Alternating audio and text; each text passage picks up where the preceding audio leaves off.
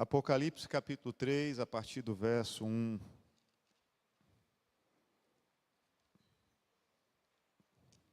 Quem achou diz amém.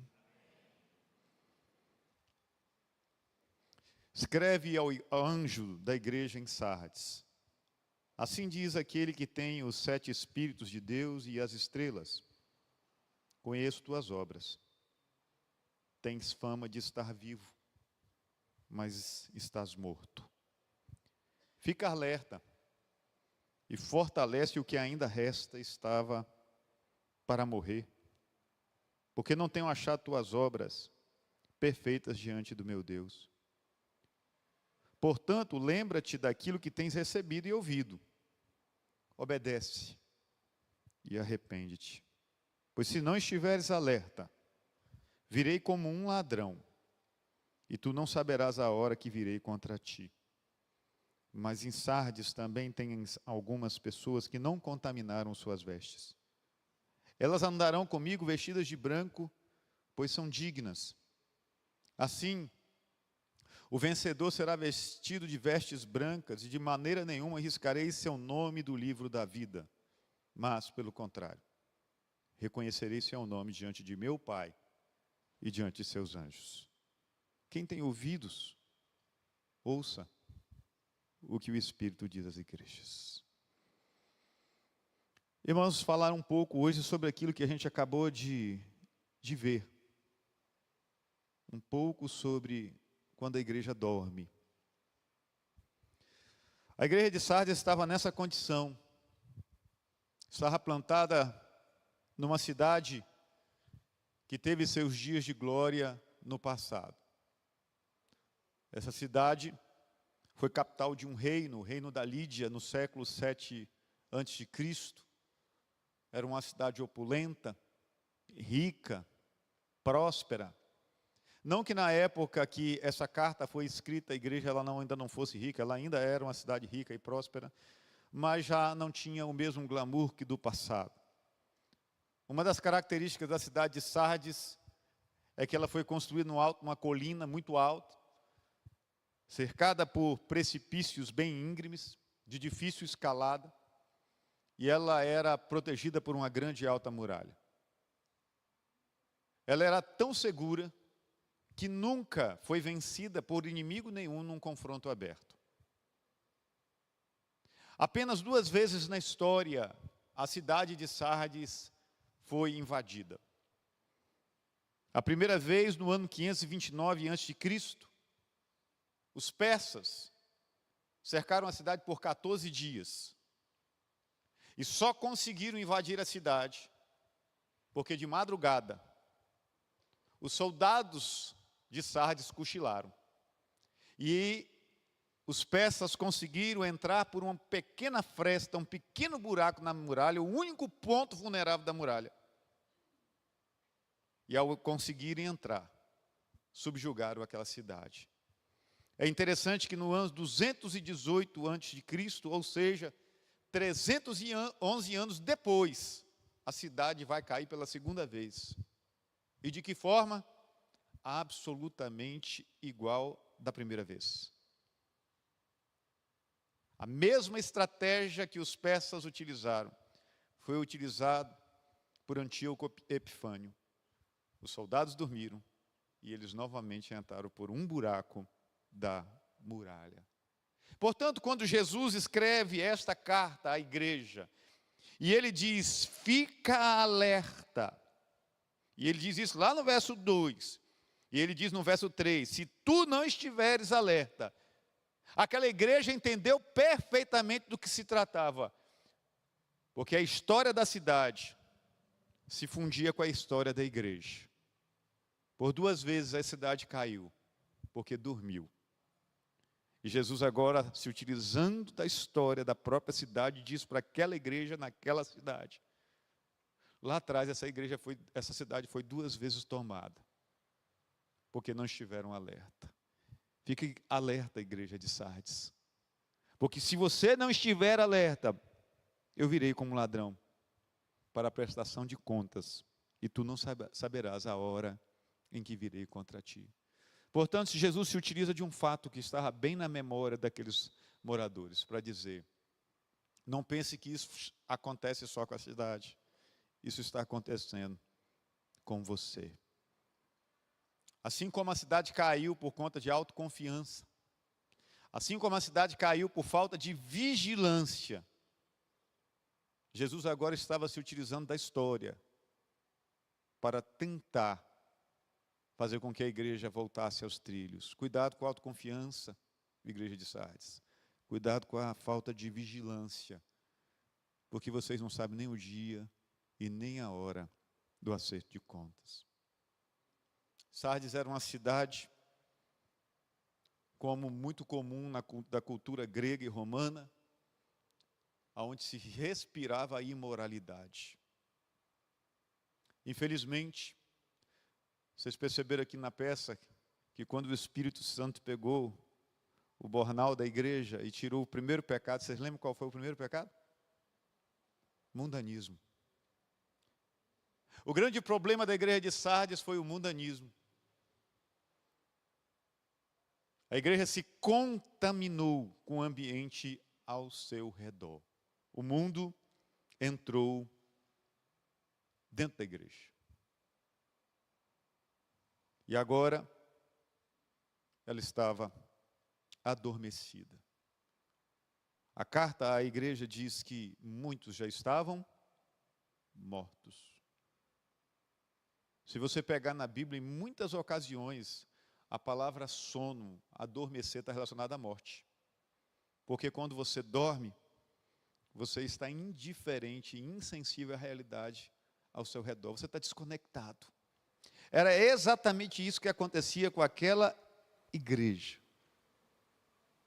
Cidade e igreja caíram por falta de vigilância. Dormiram. E uma grande lição que fica é: quando a igreja dorme, ela se perde. Quando a igreja dorme, ela entra em rota de colisão com a sua própria destruição. E eu queria, irmãos, pensar, com base naquilo que nós vimos nessa peça e com essa palavra de Deus aqui no livro de Apocalipse, pensar o que faz uma igreja dormir. O que faz uma igreja dormir e ser repreendida por Cristo? Porque essa igreja foi duramente repreendida por Cristo. Aliás, essa igreja não recebe um elogio sequer do Senhor.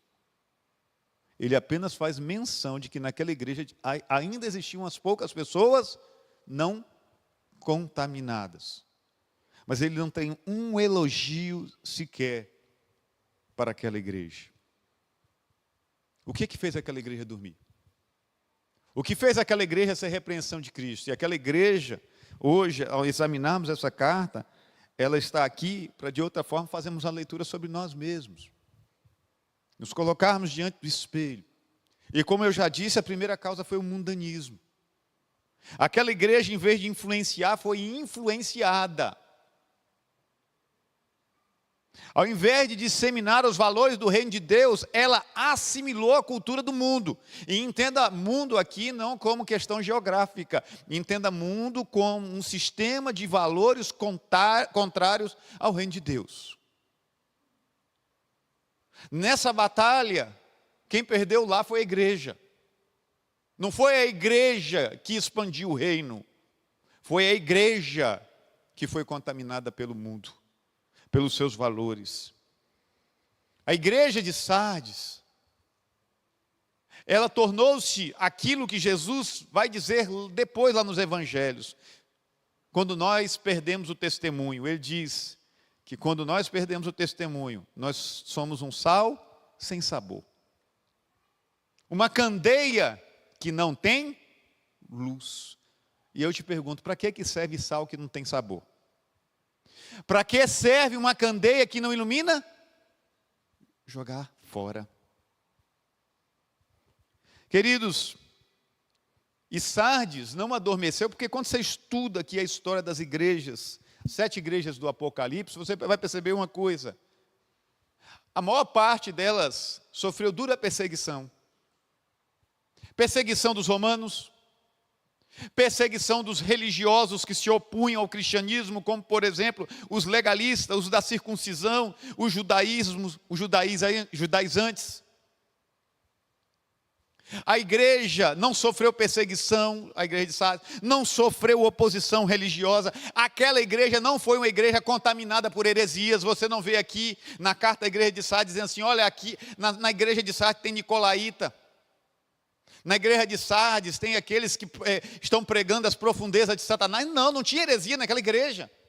Não tinha falso ensino, não tinha perseguição. Era uma igreja que estava tranquila.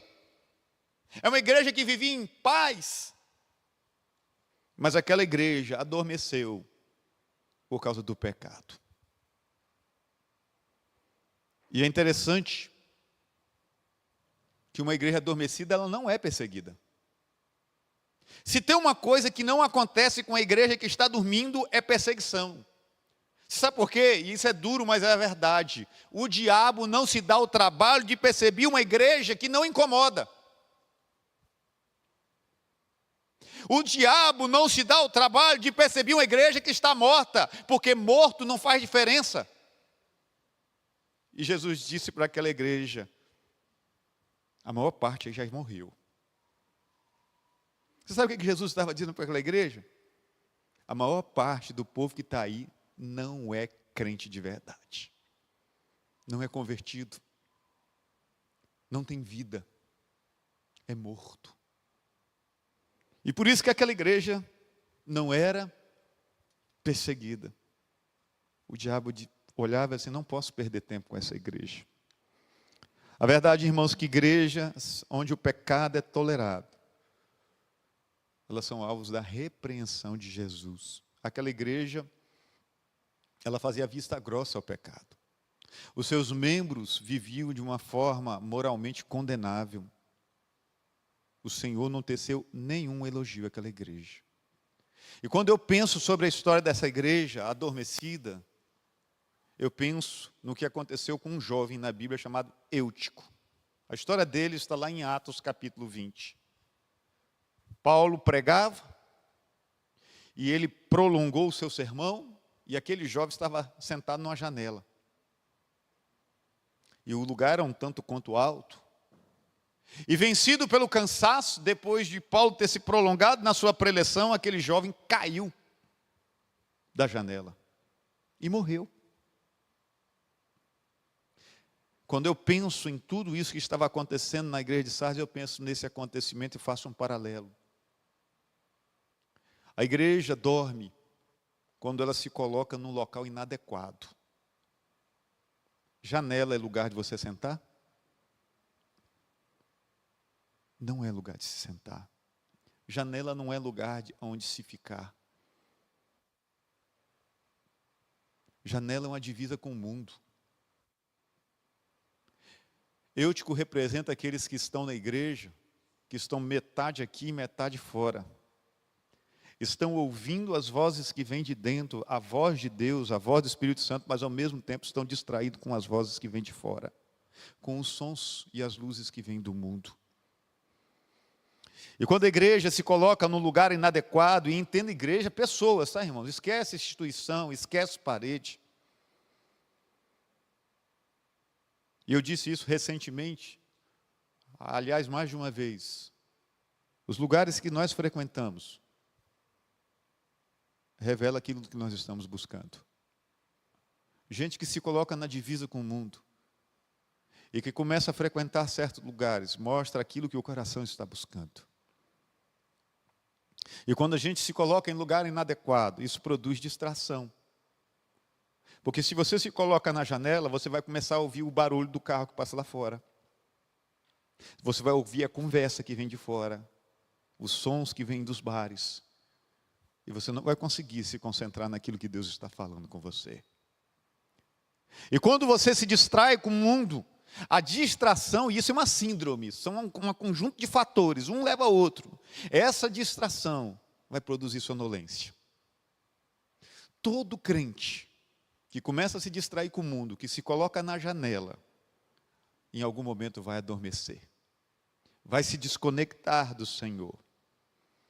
E o grande problema do sono é que o sono é aquilo que antecede a tragédia.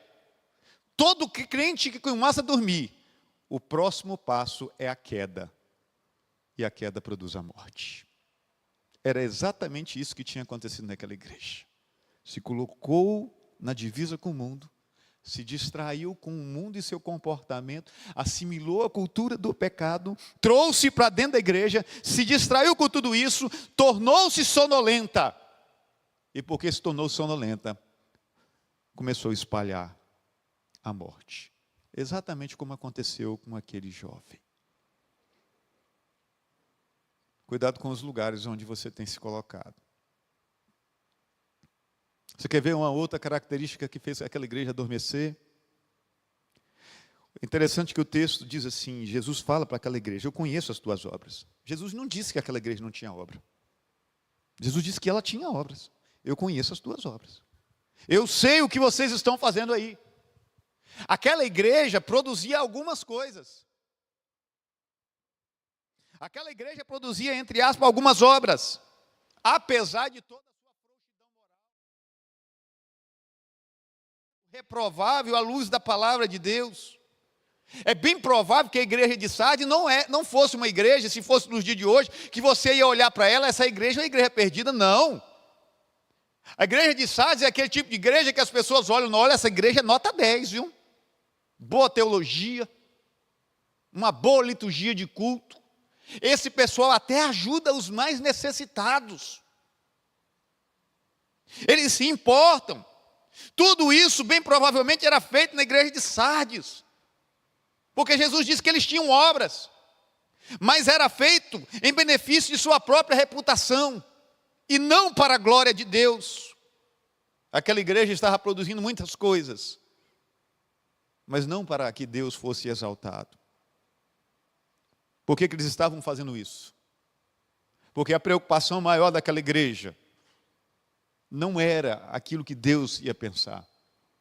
A preocupação maior daquela igreja era com a opinião dos homens, com a sua própria reputação. E isso nos ensina uma coisa, irmãos.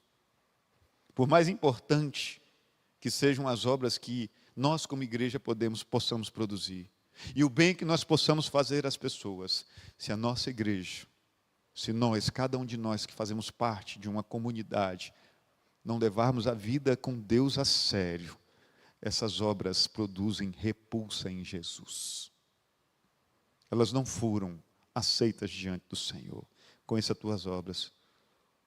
Tudo que você faz aí para o mundo parece que você é uma igreja viva, mas você está morto. A igreja, muitas vezes, e entenda a igreja pessoas, tem buscado a aprovação dos homens. Ficar de bem com o mundo. Tem muita igreja hoje procurando os likes dos formadores de opinião, mas tem desprezado ao Senhor. Tem pecado na soberba. Obras sem vida são repugnantes a Jesus. A quem nós temos procurado agradar? Uma igreja sonolenta é uma igreja que procura agradar o mundo, agradar os homens, ser elogiada por este mundo. E é óbvio, irmãos, que quando nós vivemos com Deus e produzimos boas obras, isso vai glorificar a Deus. E esse também é papel da igreja. Mas o que eu estou querendo dizer é que quando a gente faz isso com uma motivação incorreta, a gente engana o mundo, mas não engana o Senhor. A preocupação sincera de uma igreja é com aquilo que o Cristo pensa dela. Outra verdade que nos leva a entender por que aquela igreja adormeceu. E, irmão, é óbvio que quando eu falo tudo isso, nós precisamos fazer uma autoanálise e nos colocar diante do espelho para ver em que lugar nós estamos em relação a essas verdades. Jesus disse para aquela igreja, no verso número 3, lembra-te daquilo que tens recebido e ouvido. Há aqui uma indicação do que aquela igreja dormiu. Se Jesus manda que eles se lembrem das coisas que eles receberam um dia e ouviram um dia, e aqui está claro do que Jesus está falando da palavra de Deus e das verdades fundamentais do cristianismo, das verdades fundamentais do evangelho, das verdades básicas, dos fundamentos da fé. Jesus está dizendo para aquela igreja, vocês estão dormindo. Porque vocês abandonaram aquilo que um dia vocês receberam na pregação do Evangelho. Os fundamentos da fé vocês estão abandonando. Irmãos,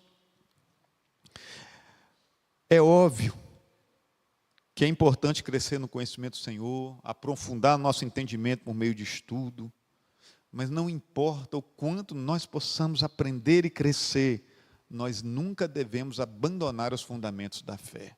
Quando você se converteu, você aprendeu coisas básicas. Jesus é o Senhor e Salvador.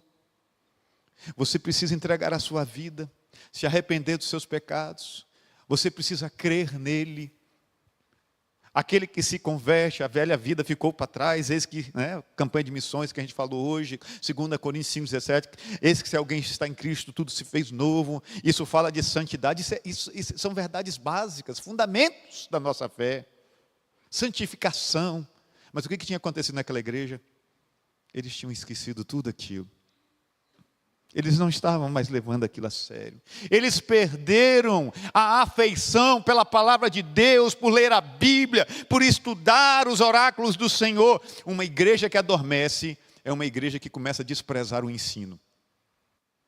Uma igreja que começa a desprezar a palavra.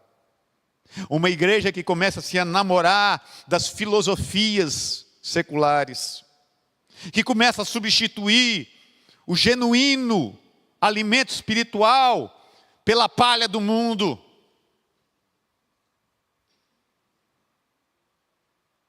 Alguém já disse, ao falar da Bíblia, ou este livro te afastará do pecado, ou o pecado te afastará desse livro.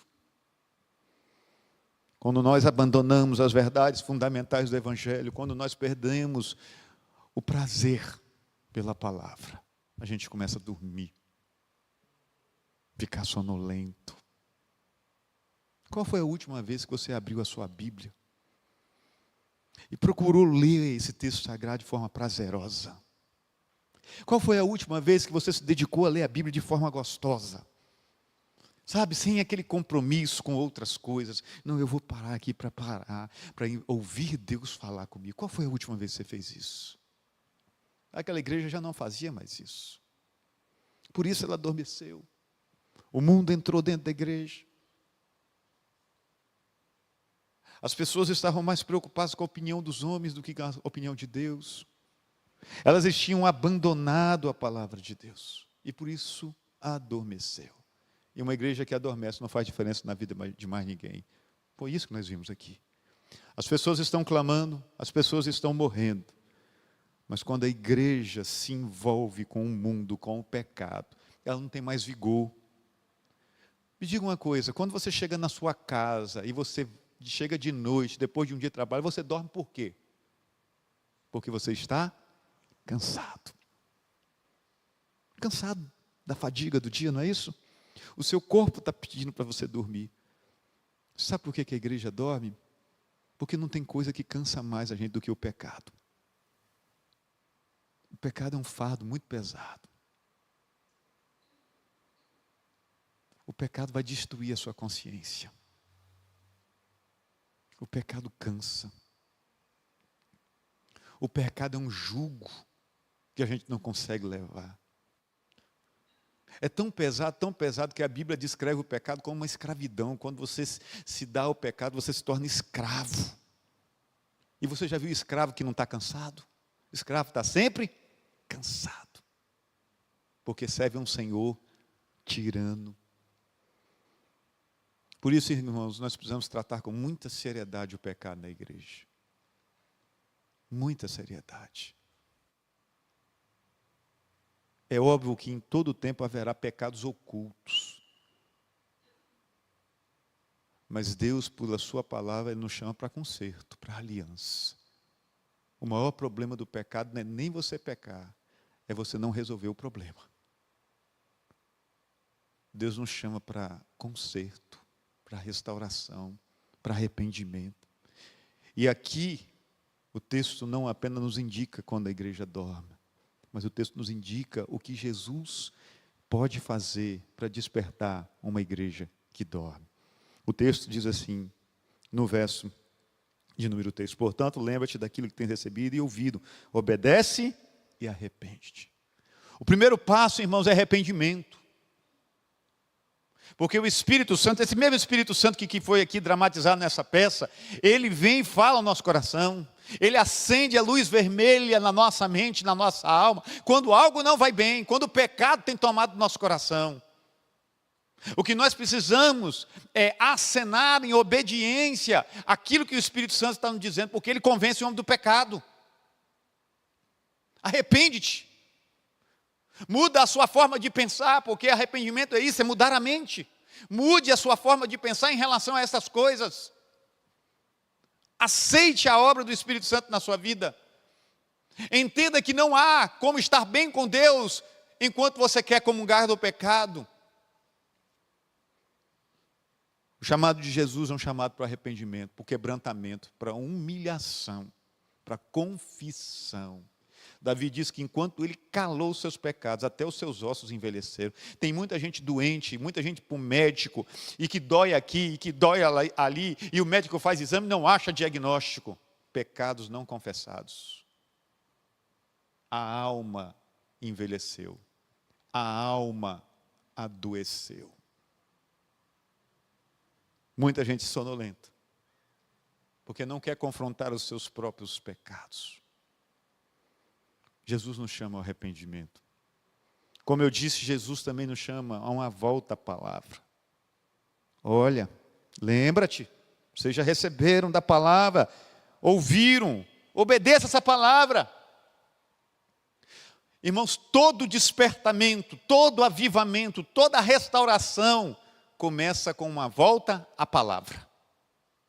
Todo avivamento começa com a Bíblia. Dia 31 de outubro, recentemente, o que é que nós lembramos aqui? O que é que aconteceu no dia 31 de outubro, em 1516? A Reforma Protestante. Você se lembra como a Reforma Protestante começou? De que forma Deus inquietou Lutero? Foi com uma visão, uma revelação, um anjo veio falar com ele? Foi com uma tremedeira lá na espinha? Não. Você sabe como é que começou tudo isso aqui? E nós hoje estamos aqui porque algum dia Deus levantou um homem e esse homem teve coragem para quebrar com o sistema, porque ele estava lendo esse livro aqui, ó. Todo o despertamento espiritual que começou na Reforma Protestante é porque Lutero estava lendo esse livro, lá no livro de Romanos, Deus o chamou a atenção para a justificação pela fé. Nós não estaríamos hoje aqui para contar a história se um dia o homem não tivesse se devotado à palavra.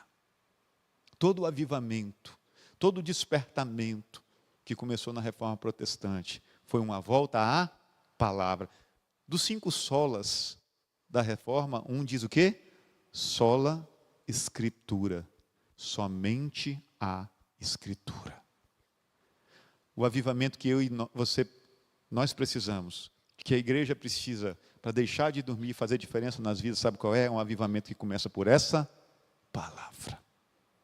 Deus sempre começa por ela. Por isso Jesus diz, venha, lembra daquilo que você já recebeu. Lembra dos marcos antigos. Lembra daquela mensagem simplesinha que você ouviu do seu pastor lá quando você se converteu, quem sabe há 15, 20, 25 anos, 30 anos atrás. Lembra daquilo que fez diferença na sua vida naquele dia, que te levou às lágrimas naquele dia. Lembra daquilo. Isso vai fazer com que a sua vida volte aos trilhos. Jesus também desperta a sua igreja, chamando ela à vigilância. Ele diz, desperta, fica alerta. Pois se não estiveres alerta, virei como um ladrão. Uma igreja desperta quando ela se torna vigilante. E vigilância, irmãos, fala de fugir de lugares, situações e pessoas que podem ser laços para nós. Não se coloque numa situação aonde você pode sucumbir. Não se coloque numa situação de perigo. Não se coloque.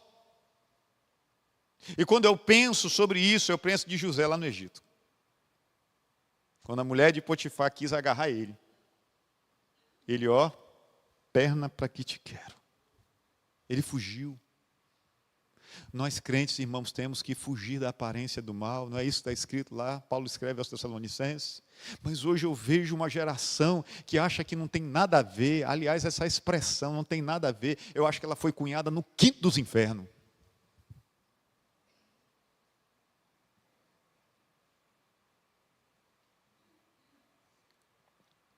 Chamada vigilância. Cuidado por onde você tem transitado, cuidado com as pessoas que você tem mantido comunhão. Preguei recentemente aqui, quando eu falei sobre isso, na roda dos escarnecedores. Né? A roda dos escarnecedores é vizinha da porta do inferno. Jesus nos chama a vigilância. Uma igreja que vigia, ela não apenas evita, mas ela faz algumas coisas. Ela ora. Você quer ver uma igreja avivada? É uma igreja que ora. Você quer conhecer a temperatura espiritual da igreja? Não venha para o culto domingo à noite. Vá para o culto de oração. E, irmãos, nesse aspecto, nós precisamos melhorar muito. Jesus desperta a sua igreja. Lembra que Jesus falou que nem todo mundo estava perdido naquela igreja? Ainda tinha uns fiéis lá, ele diz assim, tem alguns, aí no verso número 4, pessoas que não contaminaram suas vestes, elas andarão comigo vestidas de branco, pois são dignas. Deixa eu falar uma coisa, numa mesma igreja, tem salvo e perdido, tem crente e descrente, e eu não estou falando do camarada que não passou pelo batismo, eu não estou falando para o camarada que está visitando a igreja, que não é membro de nenhuma confissão religiosa. Eu estou falando do cara que é batizado, está com um nome no livro do hall de membro da igreja. No hall de membro da igreja tem gente que é salva e tem gente que não é salva.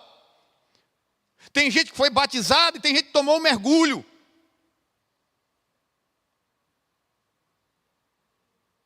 No hall de membro da igreja tem gente que está em Cristo, mas tem gente que está apenas na igreja. Jesus está dizendo para essa igreja, a maioria daí está morto. Está no hall de membro, mas não está no livro da vida. E quando Jesus faz menção desses que são fiéis, apesar de que isso não está explícito aqui, eu posso deduzir uma coisa. Irmão, Jesus desperta uma igreja que dorme, chamando os fiéis, os que não morreram, para ajudar a resgatar aqueles que estavam mortos e os que estão perto de morrer. Então, quando Jesus aquece o seu coração no meio da igreja, para buscar mais a face dele, ele vai incomodar você para buscar os que estão mortos. Naquela igreja ainda tinha gente que andava com Jesus. Eles precisavam ajudar aqueles que estavam para morrer. Então, não cruze os braços. Não fique resignado com a baixa condição espiritual daqueles que você conhece que estão na igreja. Ore por eles. Busque eles. Quando Caim matou Abel, Deus disse para Caim, Caim, onde está teu irmão? Essa pergunta ainda ecoa hoje para cada um de nós. Onde estão os nossos irmãos? Irmãos, desculpe, mas vou fazer um desabafo aqui. Você sabe qual é o problema da maioria das igrejas? É que a maioria das igrejas espera que o pastor, que é uma pessoa só, vá buscar todo mundo. Quando a igreja somos todos nós. Todos nós. Em uma mesma igreja existem salvos e perdidos, vivos e mortos. E os vivos são chamados para resgatar os que estão morrendo. É desse jeito que Deus desperta a sua igreja. Chamando para o arrependimento, para uma volta à palavra. Chamando para a vigilância. E chamando os fiéis a resgatar os que estão prestes a morrer. E aqui eu estou encerrando. Irmãos, uma igreja que dorme só tem 2 caminhos a percorrer. Ou ela trilha o caminho de Jesus, que é o caminho do avivamento, o caminho do despertamento, o caminho da vida. Ou ela segue o cortejo fúnebre para ser sepultada. Uma igreja que dorme, ou ela é avivada, ou ela vai ser sepultada. Ou ela revive, ou ela morre. E é óbvio que eu estou falando de gente, não estou falando de parede. Lembra do caso de Eutico? De forma proposital, eu não contei o final da história, mas os irmãos conhecem, né? Ele caiu e morreu. O que aconteceu depois? Paulo desceu as escadas. Ele esteve lá, junto ao cadáver. Ele se coloca sobre aquele menino. Ele ora. E Deus traz de volta à vida aquele que morreu. Morreu porque dormiu. Eu quero dizer, irmãos, que para a igreja, em todos os tempos, em todas as épocas, mesmo a igreja que dorme, há esperança. Jesus vem ao encontro da igreja. E ainda hoje, Ele quer soprar do seu espírito sobre aqueles que estão mortos. Sobre aqueles que são crentes apenas nominais, que têm até o nome no hall de membros da igreja, mas não tem o nome no livro da vida. Se fizer uma estatística nas igrejas hoje, nós ficaremos alarmados. Se nós fizermos uma enquete com os crentes, se eles têm certeza da sua salvação, eu não tenho medo de errar, a maioria vai dizer que não tem. E você sabe por que não tem? Porque não é salvo.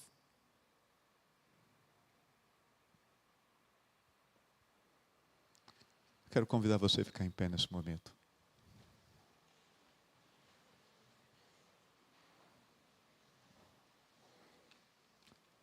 Essa encenação teatral e esta palavra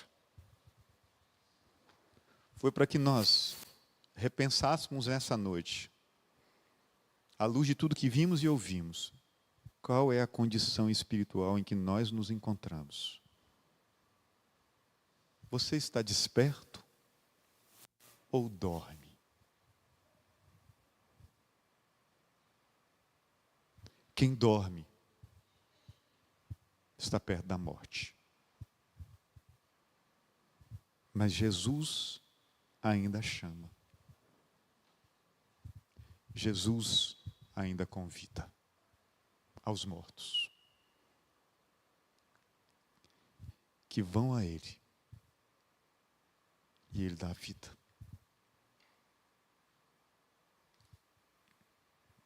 Quando a vida de Jesus alcança a igreja, uma coisa que acontece é vida dentre os mortos. Os mortos voltam a viver. A semelhança do que aconteceu lá com o profeta Ezequiel. Deus sopra do seu espírito sobre ossos secos. E eles voltam à vida. Talvez você já é membro dessa igreja há 10, 15, 20, 30 anos. Mas talvez você hoje, à luz do que você ouviu, entendeu que você nunca foi salvo.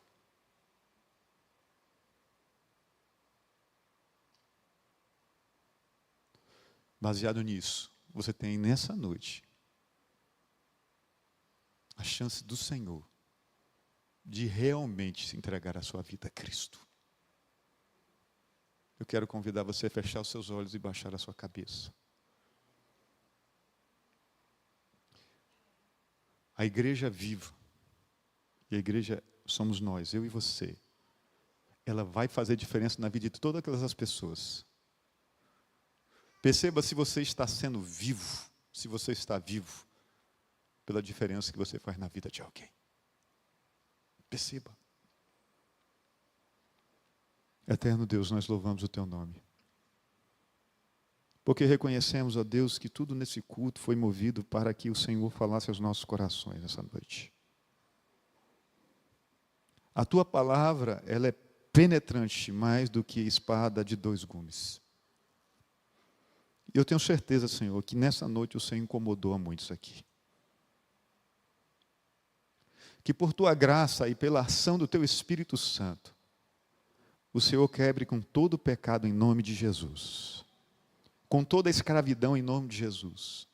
E traga ao Senhor, verdadeiramente, pessoas vivas, despertas, que queiram andar de forma fiel com o Senhor. Pois tua palavra nos assegura que para essas há a promessa. Andarão com vestes limpas e brancas, juntas com o Senhor. Queremos, ó Deus, estar incluído entre esses. Derrama de tua graça, do teu Espírito sobre a tua igreja, Senhor. Nos desperta. Como foi aquela última canção da peça. As horas estão se passando. Estamos vivendo os minutos finais. Não há mais tempo a perder. Toca nos corações, Senhor, para que nessa noite haja reconciliação e salvação. Sabemos, ó Deus, que o Senhor faz mais do que a gente pede ou pensa. De que ainda que a gente não veja os resultados de imediato, a semente do Evangelho há de florescer e frutificar em corações. Que nós aqui, ó Deus, Igreja Batista 7 de Setembro, continuemos, ó Deus, a ser uma igreja viva para a glória do Senhor nessa cidade. E ajuda-nos, ó Deus, a resgatar os que estão dormindo e os que estão perto da morte. Em nome de Jesus. Amém. Que o amor de Deus, o nosso eterno Pai, a graça de nosso Senhor e Salvador Jesus Cristo, a comunhão e as doces consolações do Espírito Santo de Deus, seja com cada um de nós, desde agora e para sempre. Vá em paz. Que o Senhor nos abençoe.